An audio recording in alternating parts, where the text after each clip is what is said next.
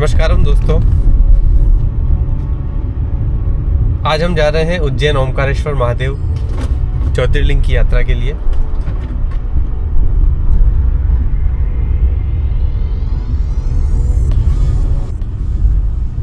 पहली बार इतनी लंबी यात्रा कर रहा हूँ। और जब इंसान अकेला सफर करता है ना, तो वो सिर्फ मंजिल तक नहीं पहुंचता, वो अपने भीतर खुद तक भी पहुंच जाता है।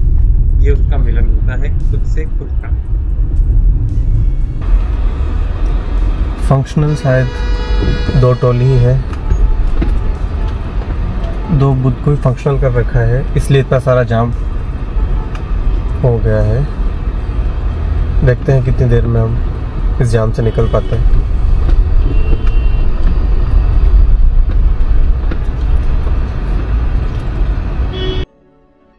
फाइनली जाम से मुक्ति मिली। जाम में इतनी देर फंस कर लगा कि ये मेरे एक धैर्य की परीक्षा है। आधे घंटे तक जाम में धीरे धीरे गाड़ी चलाना, और फिर जब जाम से मुक्ति मिलती है, खुली सड़क सामने आती है, तो ऐसा लगता है जैसे बहुत सारे दुख के बाद कोई सुख की किरण आई। ऐसा लगता है कि रात अंधेरे के बाद अचानक से रोशनी आई। मन एकदम खुश हो जाता है। मन कितनी छोटी छोटी बातों पे खुश हो जाता है ना। जब जाम से मुक्ति मिलती है, मन खुश हो जाता है। उसी तरीके से संसार के अंदर हम पड़े हुए हैं, संसार के जामों के अंदर हम पड़े हुए हैं, और इन जामों से हमें मुक्ति नहीं मिल पा रही। ऐसा सोचते हुए मैं पहुंचा रचना के पास। रचना, जो कि मेरी मुंह बोली बहन है। पहुंचने के बाद खाना पीना खाते हुए हम रात्रि श्राम घूमने पहुंचे। सुबह उठते ही हम चल पड़े ममलेश्वर ज्योतिर्लिंग की ओर। ओंकारेश्वर का रास्ता बेहद खराब, सड़कें टूटी हुई थी, पेड़ों की अंधाधुंध कटाई हो रही थी। इन सब चीजों को देखकर मन उदास हो गया। लगा कि ये इंसान सुविधाओं के लिए प्रकृति को कितनी गहरे में से काटता चला जा रहा है। तो प्रकृति जब संतुलन रहती है, बाढ़, भूकंप, तूफान, फिर इन सब के लिए भी हम परमात्मा को ही दोष देते हैं। ये सब मन में विचार चल भी रहे थे, और हम ओंकारेश्वर मंगलेश्वर की ओर बढ़ रहे थे। पर इस यात्रा में एक सुकून था। वो सुकून था ओंकारेश्वर के दर्शन के। दर्शन सब करते हैं, लेकिन जैसे ही हम मंदिर के भीतर पहुंचे, लगा मानो हम अपनी जगह पर आ गए। ऐसा लगा कि जैसे थकान कहीं उड़ गई हो, और हम अपने ही घर के अंदर आ गए, अपने भीतर। वहां ज्यादा भीड़ नहीं थी, सिर्फ शांति थी, और उस शांति ने भीतर कुछ गहरा जगा दिया। सबसे पहले हमने दर्शन किए ममलेश्वर के। ममलेश्वर, मम यानी मेरी, और लेश्वर यानी ईश्वर के साथ मैं। सच कहूं तो वहां पहुंचकर ऐसा लगा कि मेरी आत्मा सचमुच ईश्वर की लय में घुल गई। वो मौन, वो सुकून, शब्द छोटे पड़ जाते हैं उसे बयां करने के लिए। उस मौन में मुझे भीतर ही भीतर एक एहसास हुआ कि मेरी जो आत्मा है, वो ईश्वर की लय में बन रही। मेरी आत्मा का जो संबंध है, वो ईश्वर के साथ जुड़ गया है। ममलेश्वर यानी मेरी लय ईश्वर के साथ। जब हम ये दर्शन कर पाते हैं, तब हम उस शांति, उस सुकून को महसूस कर पाते हैं अपने भीतर, अपने हृदय के अंदर। और ये दिखता है तीसरी आंख से। इन 2 आंखों से तो हम संसार देख रहे हैं, मंदिर देख रहे हैं, दर्शन सब कर रहे हैं। और जैसे ही मेरी दर्शन ममलेश्वर के हुए, उस क्षण लगा कि मैंने अपनी सारी लय पा ली। वो सुकून, वो आनंद इन दर्शनों के अंदर, जो दर्शन मेरे भीतर हुए। फिर पहुंचे हम नर्मदा के किनारे, त्रिवेणी संगम, जहां नर्मदा, कावेरी और गुप्त ताप्ती मिलती है। नर्मदा नदी का दर्शन कर रहे हैं। आज हम ओमकारेश्वर में हैं। हर हर महादेव, हर हर नर्मदे। अब हमें नाव के अंदर बैठकर पार करनी थी नर्मदा, कावेरी और गुप्त रूप से बह रही ताप्ती नदी को। इन नदियों को पार करते हुए ऐसा लगा, ऐसा अनुभव हुआ कि ये तीनों नदियां मेरी तीनों नाड़ियों के समान हैं, जैसे कि ईड़ा, पिंगला और सुषमना।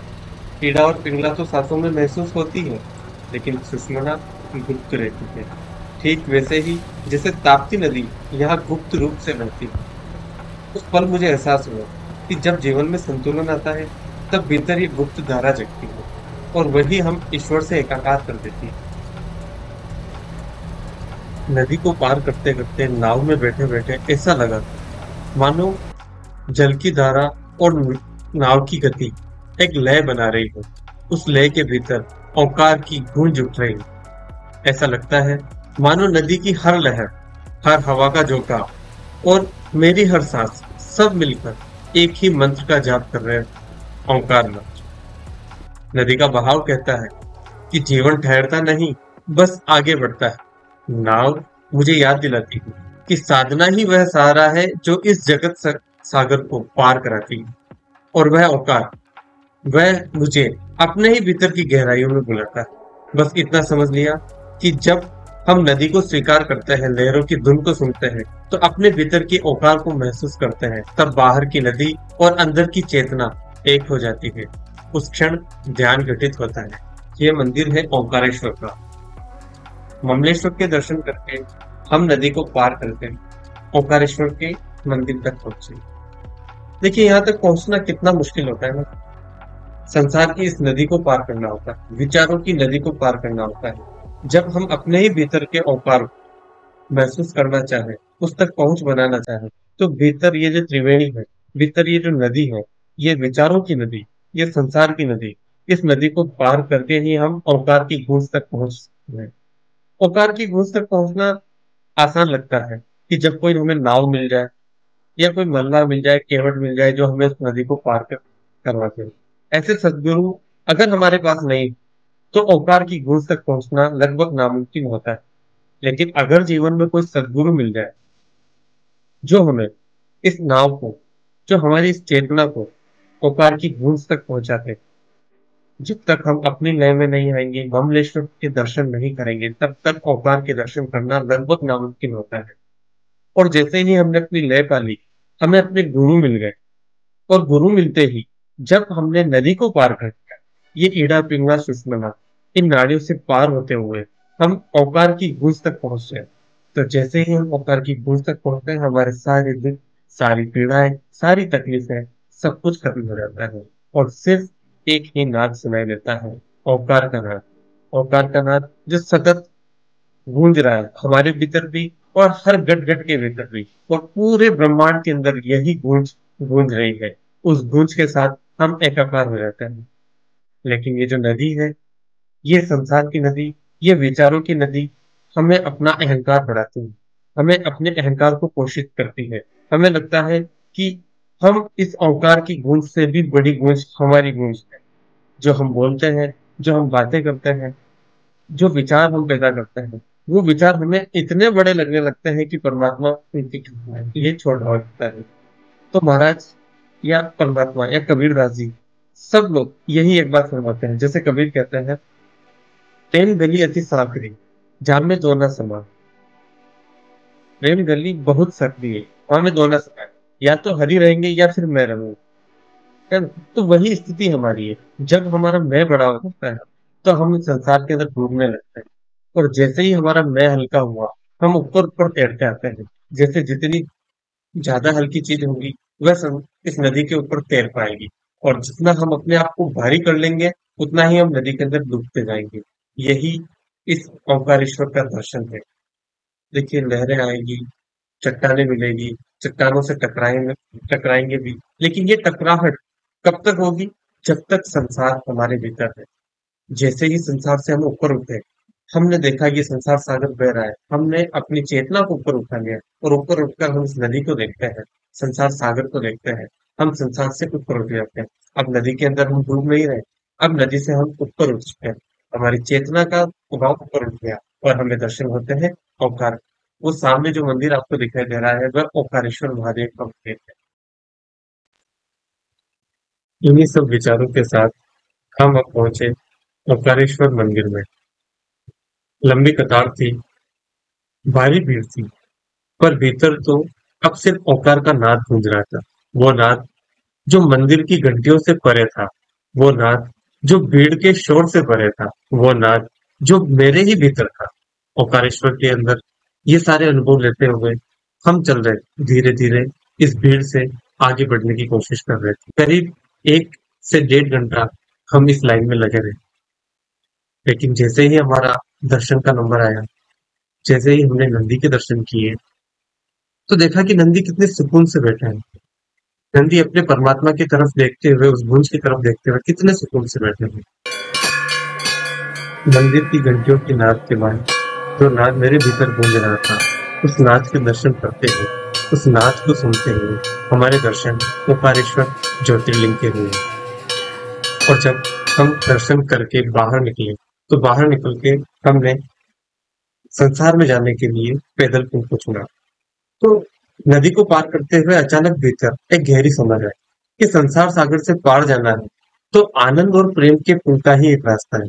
अगर कोई संसार में आकर अपनी लय नहीं पाता तो इस सागर में डूबना तय है, लेकिन जिसने अपनी लय पा ली वो तैरते तैरते ओकार की नाद तक पहुंच जाता है और फिर वहां से मिलता है जीवन का सूत्र, भीतर आनंद और बाहर प्रेम।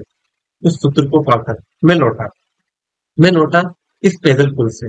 जब मैं पैदल पुल से चल रहा हूँ तब भीतर भीतर एक वो नाद सतत गूंज रहा है। अब मैं वो नहीं रहा जो मैं पहले था। मेरा अहंकार धीरे धीरे खत्म होता जा रहा था। अब मेरे भीतर एक मौन गहरा रहा है, एक शांति गहरा रही है, एक सुकून गहरा रहा है। वो दर्शन जो मैंने किए हैं, जो मैंने अपने भीतर किए हैं, उस नाद को जब मैंने पहचाना, उस गूंज को जब मैंने पहचाना, उस गूंज के साथ मैं एकाकार हो गया। और यही सब कुछ लेते हुए, यही सब अनुभव जब इस यात्रा से मैंने लिए, और इस यात्रा ने मुझे सिखाया कि मंदिर की भीड़ में असली दर्शन नहीं होते। असली दर्शन भीतर की आंखों से होते हैं। असली औकार बाहर नहीं, हमारे भीतर घुसता है। आज साफ समझ आई कि जग के सारे रस फीके हैं, बस औकार का रस ही अमृत है। और यही अमृत मैं सभी के साथ बांटना चाहता हूँ। ये जो दर्शन मैंने किए हैं, इस दर्शनों का लाभ मैं आप सभी को देना चाहता हूँ। इस वीडियो के माध्यम से, मेरे शब्दों के माध्यम से, मेरे अनुभव के माध्यम से, अगर आपके जीवन में भी ये दर्शन हो पाते हैं तो ये मेरा परम सौभाग्य होगा। यही सब कुछ संजोते हुए मैंने अपनी यात्रा को पूरा किया और अपने गंगापुर की तरफ, अपने घर की तरफ लौट आया। अब संसार में मैं तो आया था, लेकिन मेरा मन उस ओकार की गूंज में पिघल सा गया। अब मैं तो पहुंचा, मेरा शरीर तो पहुंचा, लेकिन मेरा मन ओकार की गूंज में पिघल गया था। अब मेरा मन नहीं होता, अब इच्छाएं नहीं होती, अब सिर्फ शांत बैठना अच्छा लगता है। अब सिर्फ अपनी ही मस्ती में मस्त रहना अच्छा लगता है। अब संसार की बकबक परेशान नहीं करती। अब कुछ भी चीज, कोई भी परेशानी, कोई भी दुख, कोई भी पीड़ा, कोई भी तकलीफ अब मुझे नहीं घेर पाती। ये दर्शन मुझे काफी कुछ अनुभव दे गया। इतना गहरा अनुभव, जो अनुभव मैंने पिछली यात्राओं में भी नहीं किया। मैं लगभग 8 से 10 बार ओंकारेश्वर महादेव की यात्रा कर चुका हूँ, लेकिन जो अनुभव मैंने इस यात्रा से पाया, वो अनुभव शब्दों में बयां करना मुश्किल है, या लगभग नामुमकिन सा है। यही सब कुछ अनुभव लेकर मैं लौट आया अपने घर की ओर। नमस्कार।